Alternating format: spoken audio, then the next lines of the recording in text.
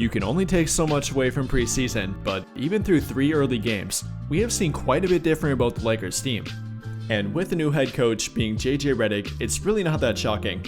He's quite a bit different compared to Darvin Ham, whether it's their ideals regarding offense, defense, or rebounding, or simply him being a bit more analytically driven than Darvin Ham. It's not that shocking that their team has looked a bit different with Redick now at the helm. And although we have talked plenty about their offense and how they plan to attack the offensive glass a bit differently, how about their defense? What have they talked about, what might be different, and what have they shown us so far? Well, they did rank as a 17th rated defense last season and being a bottom 10 defense after February 1st, primarily being correlated with 2 things if you ask me. Number 1 being the injuries to Jared Vanderbilt and Cam Reddish, their 2 best perimeter defenders, which obviously will affect your defense. And then number 2 being the new starting lineup with all 3 of D'Lo, Reeves, Hachimura, a fairly underwhelming trio on defense, especially regarding perimeter defense.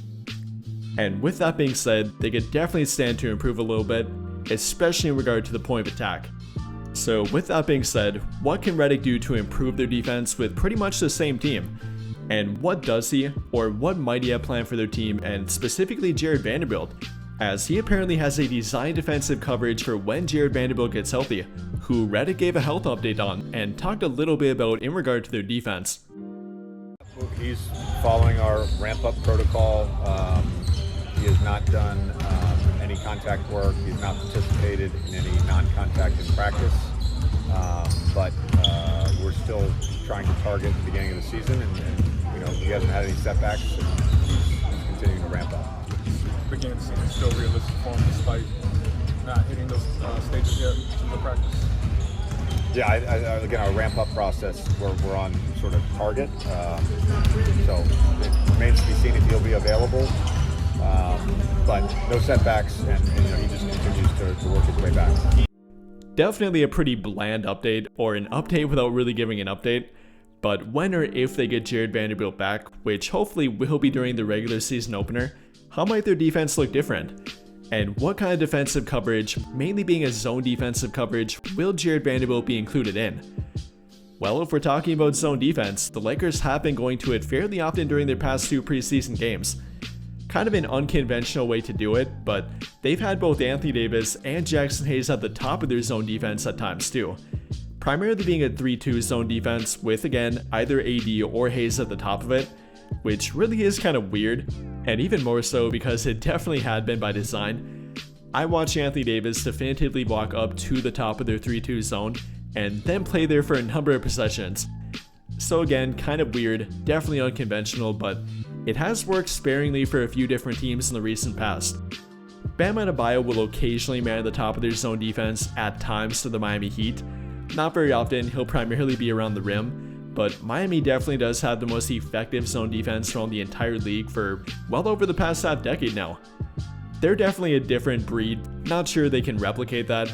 Eric Spoelstra is kind of a defensive genius when it comes to unconventional defensive coverage and really zone defense, but even a different team like the Cleveland Cavaliers, primarily back in 2022 when they had the combination of Lauri Markkanen, Evan Mobley, and Jared Allen, they made an unconventional zone defense like that work too, with either Lauri Markkanen or Evan Mobley at the top of it, so maybe Redick is drawing inspiration from that and trying to copy it in some way.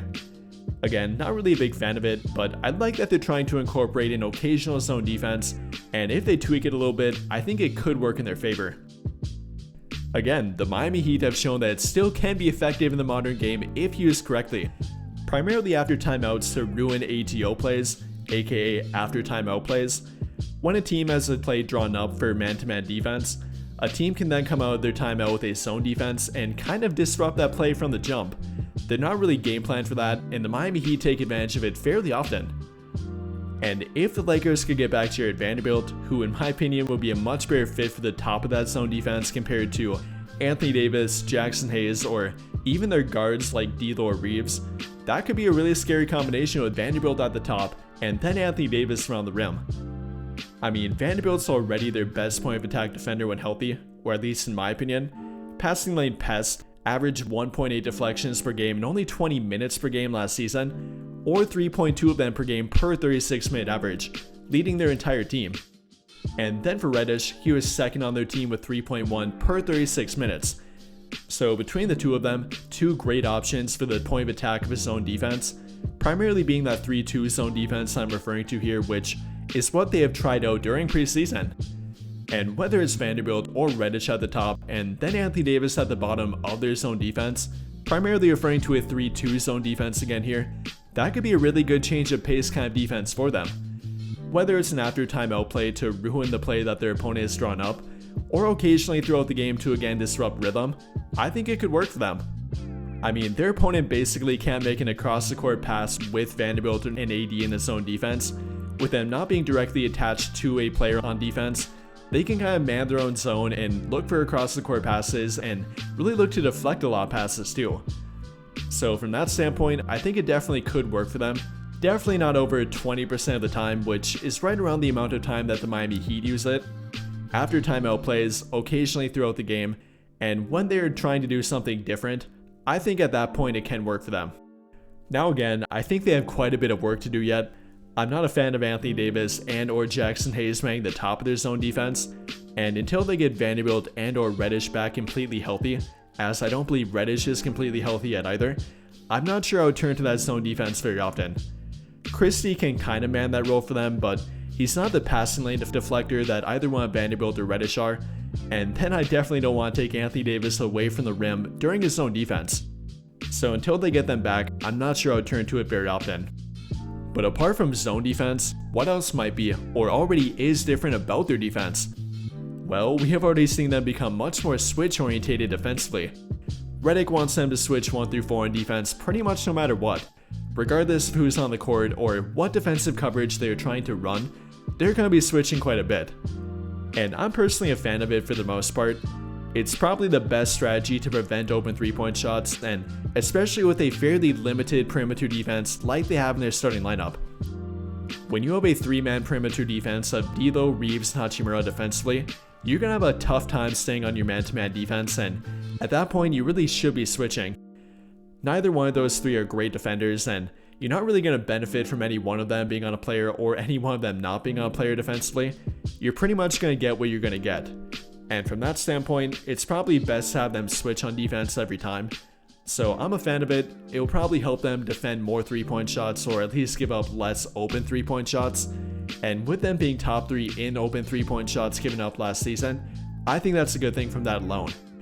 And no, that doesn't mean they'll be constantly mismatched on defense either. They might switch on the ball fairly often, but then they'll often switch right back when they're off the ball on defense. For example, if D'Lo gets switched onto a forward, then he'll often switch right back onto a guard after that forward gives up the ball on offense. Whether it's between him and Hachimura or him and LeBron, they'll make that switch at the appropriate time and not give up any mismatch down low. And in reality, even if D'Lo or Reeves will get switched onto a center, it's pretty rare in the modern day NBA that they'll take advantage of that mismatch. Unless it's Joel Embiid or Nikola Jokic on the court, an offense really doesn't play through their big men anymore, so it's really not that big of a problem more often than you think. But overall, I like what they have been trying out new on defense so far. Whether it's been more switching, they're not going to be perfect, especially not until they get back to Jared Vanderbilt and Cam Reddish being fully healthy. And with them being fairly limited with their starting lineup between D'Lo, Reeves, and Hachimura, they're never going to be perfect in that regard, but I think they do have improvement to gain from more switching, and with the occasional zone defense too. I like what they're trying out. I think there is a lot of potential with it, and well, we'll get to see how it plays out for them. But I'm fairly confident in JJ Redick to improve it. With that being said though, those have pretty much been the two main differences from what we have heard and seen so far. Redick has mentioned trying to improve their transition defense too, but we have yet to see them make any noticeable improvement and or adjustment to address that problem. Though they have made minor improvement in regard to their offensive crashing, which kind of is a variant or part of transition defense. Not really a main component of it, but it's better to do one or the other than be in complete limbo like they were last season. With that being said though, what do you guys think? What do you think about what they have tried so far on defense, or what they maybe might look to improve? Let me know your thoughts in the comments down below. But I think that'll pretty much do it for this one. And if you enjoyed the video, then don't forget to drop a like, hit that subscribe button if you have not already, and turn on notifications so you never miss out when I upload a video. But as always, thank you for watching and have a great day.